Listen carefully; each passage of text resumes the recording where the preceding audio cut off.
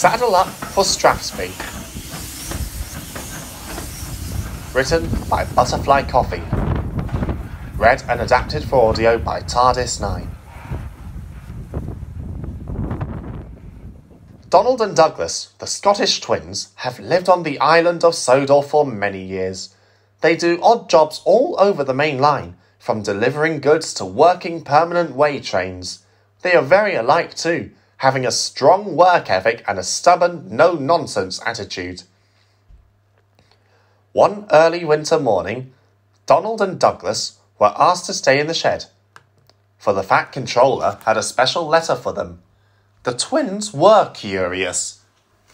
"What do you suppose this letter says?" "I dinna ken, Dougie. We never get special letters just for us." The Fat Controller soon arrived with the letter in hand. "Good morning, twins," he said. "I've asked you to stay behind because this letter is an invitation addressed to the both of you, so to speak." "An invitation, sir? Where to, and who from?" The Fat Controller cleared his throat and read the letter aloud. "To Sir Topham Hatt and his Caledonian engines, Donald and Douglas. I'm in the process of inquiring for guest engines to attend the Strathspey Railway's annual winter steam gala. The story of your numbers 9 and 10 coming to Sodor is unorthodox, yet inspiring, and I feel they would be an excellent headlining pair for the gala. I very much look forward to your response, and any arrangement you wish to make will be catered for." The twins were most impressed. "Should you wish to attend, Donald and Douglas, I'll make the arrangements at once," said the Fat Controller. "Where's Strathspey, sir?" asked Douglas. "It is a heritage route in Scotland. Would you both like to go?" The twins were delighted. "Oh, Scotland!" they said. "Aye, sir, we'd love to go." And so the Fat Controller left to organise their departure. Donald and Douglas chattered excitedly as they finished getting steam up. "We've never been back to Scotland for years, Dougie. What a treat!" "Aye, but there's a reason we left. It wasn't as safe for us, do you remember?" "Oh, Ken, I nearly forgot. We've had such a good life on Soda. I didn't think a bit what we left behind. Do you think we'll see diesels again?" Douglas looked grim. "Aye, we've grown to like them here, but they were out to scrap us back then. Fair knows what's changed." Donald took Douglas's words to heart. He was still excited about the invitation, but now that he had been reminded of their escape, he was far more wary. "Dougie, hey, do you ken the way to Strathspey?" "Nay, do you?" "Nay, I never went there." "I suppose we'll have to wing it our way then." And with that, Douglas moved off shed for his first train. Donald wasn't far behind. The twins' work kept them busy for most of the day, but they couldn't keep the trip to Scotland out of their thoughts. The more they thought about it, the more excited and more wary they got. Neither one quite knew if any of the Scottish mainline diesels would still be hunting for them. "I wouldn't worry at all," advised Boko when he'd heard the twins out. "Mainline diesels on the mainland are just as friendly as any Sodor diesel these days." Bear was quick to say the same. "Diesels don't have the clout they used to back then," he soothed. "Besides, any sensible engine knows that controllers on the mainland are very good at their job. They'll help keep you out of trouble once they find you're on your way to a gala." This helped put Douglas's mind at ease, but Donald still wasn't sure. He remembered that he was meant to stay, and that Douglas would have met his end if he hadn't joined him. "No diesels coming between me and Douglas or this gala," he decided. "If they think they can, they've got another thing coming."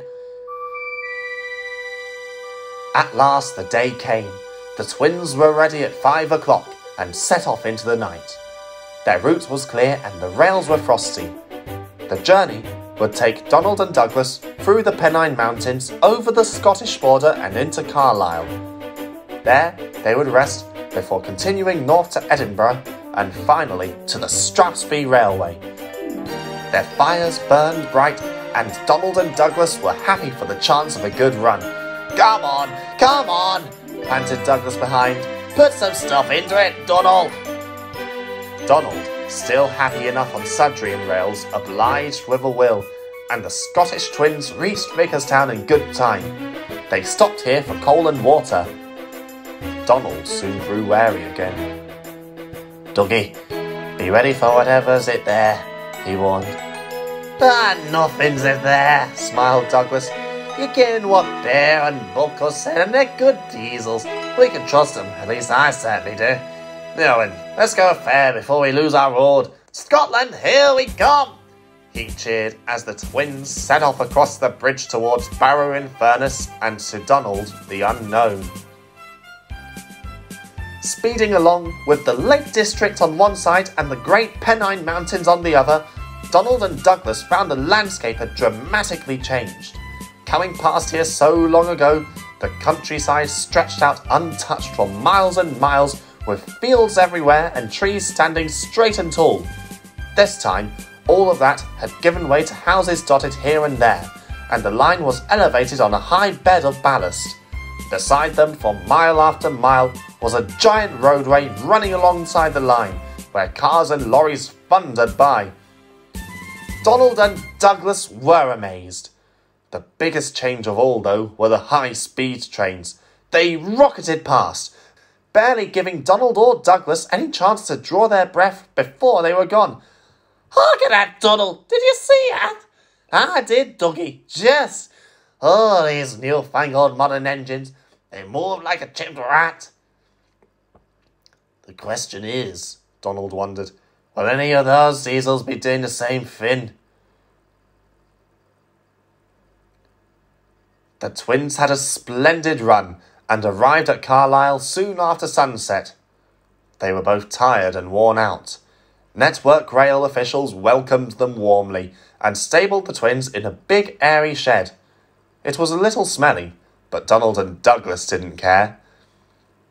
They were soon fast asleep, and the diesels and HSTs there left them well enough alone, though they did gossip about how unusual it was to see two steam engines on Scottish Main Line rails. The next morning, the twins were oiled for the next leg of their run. Douglas dozed comfortably as he let his fire warm his boiler. Donald was more alert, watching the trains go by and keeping an eye out for anything amiss. "Headed up for north, are you?" asked a voice. Donald jumped. He settled when he saw a small diesel shunter rolling alongside. The Caledonian engine wondered what to do. On one hand, it was none of the diesel's business, but what if, like Bear and Boko said, diesels on the mainland were friendlier now? "We are," he said at last.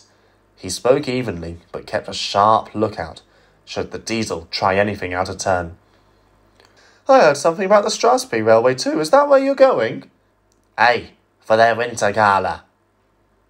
The diesel looked chirpy. "Oh, that's exciting," it said. "You might want to ask for directions upon arriving at Edinburgh, though. It can be tricky to find your way round." Donald was alarmed. "How do you ken we were headed to Old Ricky?" he demanded. "You can't get to the Strathspey Railway without heading through Edinburgh first," replied the diesel nonchalantly. "It's a long way to go. Any engine can get lost if they don't know what they're doing." "I ken what I'm doing," growled Donald. He was now on edge and irritated. "I don't need advice for money and diesels. Clear off!" "Easy, I was only trying to help." "I said clear off!" Donald blew steam at the diesel, who scuttled away. The noise woke up Douglas. What's going on?" he yawned. "Crabbit diesel trying to scare us, that's all," huffed Donald. "What did he say?" "Something about needing directions when you get to Edinburgh, and how any engine could get lost if they're unawares. It's all nonsense and didn't fash yourself. I said him packing." He wasn't scaring us, silly, chuckled Douglas. He wasn't. Why else would a diesel say that? And besides, you are fast asleep. Who would see a kid? We'd never won those Scottish medals for years. Of course we didn't know our way about. Douglas was now awake. You didn't send him packing, Donald, he said in disbelief. You can never trust diesels, huffed his twin. Okay, of course. Except Bunko, Bear, Wendell, Mavis, Daisy, Rusty. Okay, you can't trust diesels for Aunt Sudrian. Better? I'll feel better when we get to Strathspey, said Douglas, if you didn't bungle it for us first. I didn't bungle anything. You just said you sent the diesel packing, so you just might have done. Douglas chimed as he set off to find the support coach. Donald quickly followed. I didn't sort off looking smug when I was still talking to you. Look, you weren't doing. Dougie! The Scottish twins were on their way again. It was a short journey from Carlisle to Edinburgh, and they sat waiting for station masters and signalmen to give them a road to Aviemore, the starting station of the Strathspey Railway. Donald and Douglas were pleasantly surprised at the number of people who recognised them and asked for their photograph. The twins also admired the station itself. When they worked for BR's Scottish region, they only ventured into another station serving the city, which was now defunct.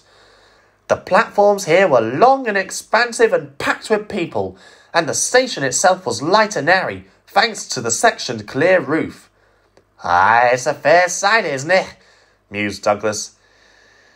Hey, near bad at all, agreed Donald.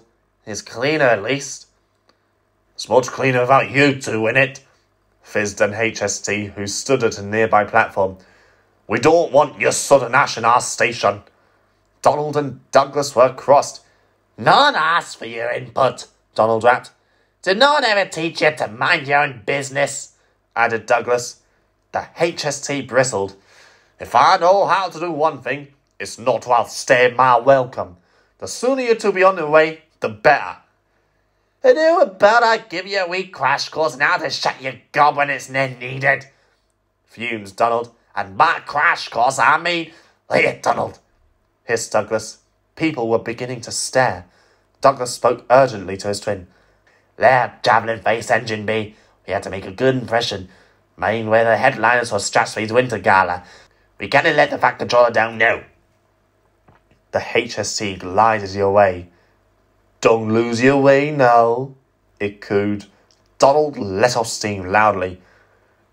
We won't lose our way, he sizzled. We don't need any help to find our way about our homeland, thank you. Clearance came at last for Donald and Douglas to proceed northbound to Aviemore.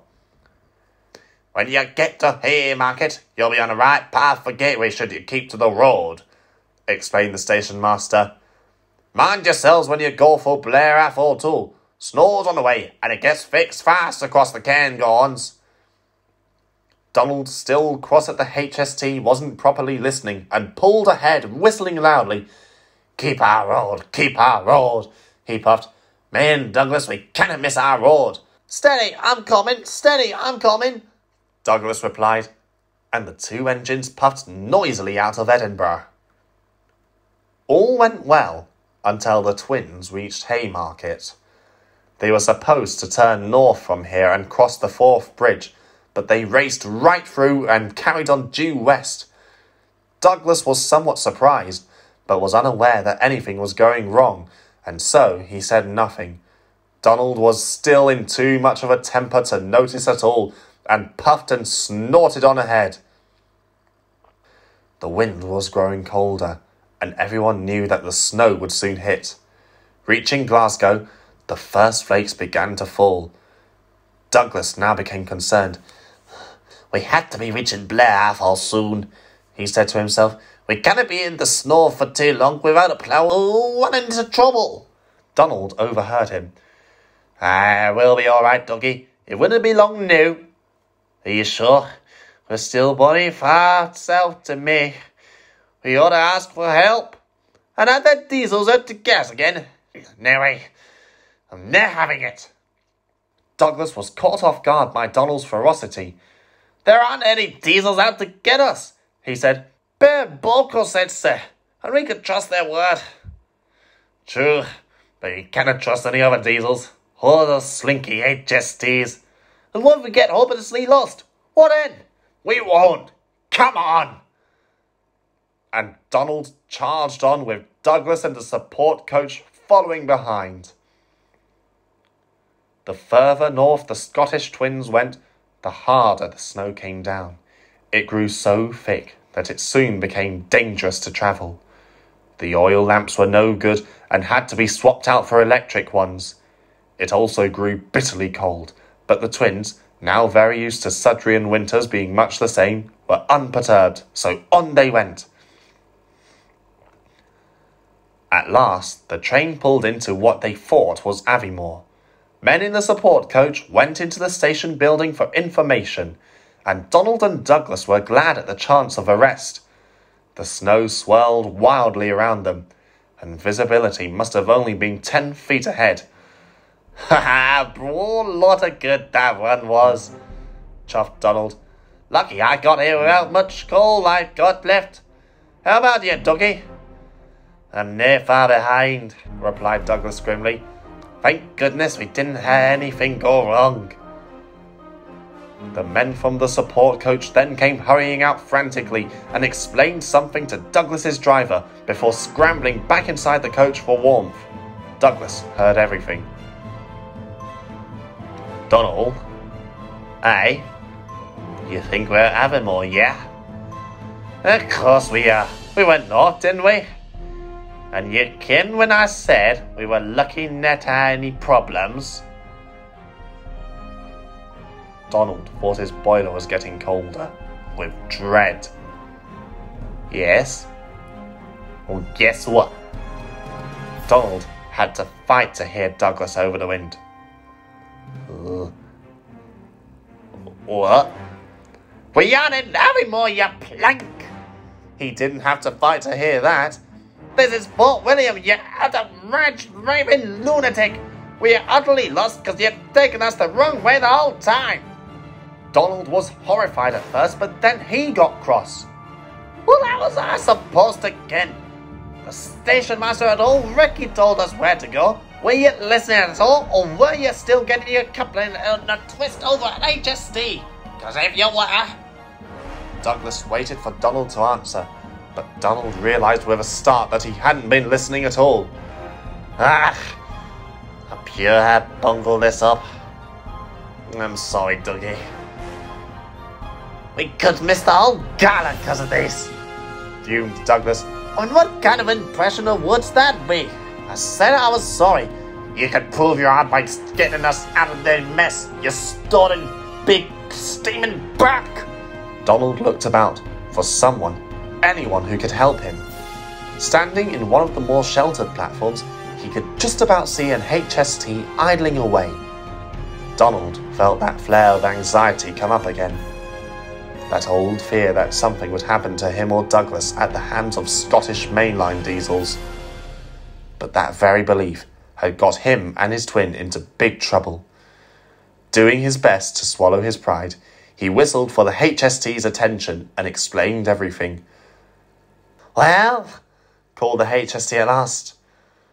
That's quite a mess there. There's no direct route to Aviemore by the railway, sadly. The best I can do is to get you boys to Glasgow so you can sort yourselves another route. That would be grand if you could, pleaded Donald. Very well then, smiled the HST. Always happy to help a locomotive in need. We'll have to work fast though, if we want to keep ahead of the snow. Then let's go, called the Scottish twins together. The HST was as good as her word, and managed to get Donald and Douglas to Glasgow, but they had to be left there until morning when the snowstorm was due to pass. The diesels there took pity on the engines and invited them into their sheds. The twins were hesitant, but accepted at last. Douglas soon kept civil conversations with all of them, and told them about their escape to Sodor and the invitation to Strathspey's winter gala. Donald was stoically quiet, but opened up with encouragement from his twin. All the engines chattered well into the night and were soon fast asleep. The Scottish twins were up bright and early for the final run into Aviemore. The countryside was white with snow, and the scene reminded the twins of their BR days running coal or iron ore trains. They set to their run with a burning passion, and upon arrival they were very warmly welcomed indeed. The volunteers let them stay in a warm, comfy shed and rubbed them down and oiled their motion. "We thought you'd be here by yesterday," they said. "When you didn't show up, you gave us all quite the fright."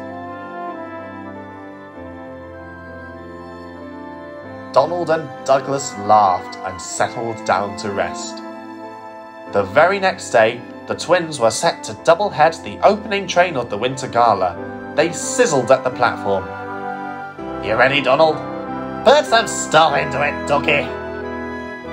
And with a whistle you could hear from across the cairngorms, Donald and Douglas proved themselves an excellent headlining pair indeed.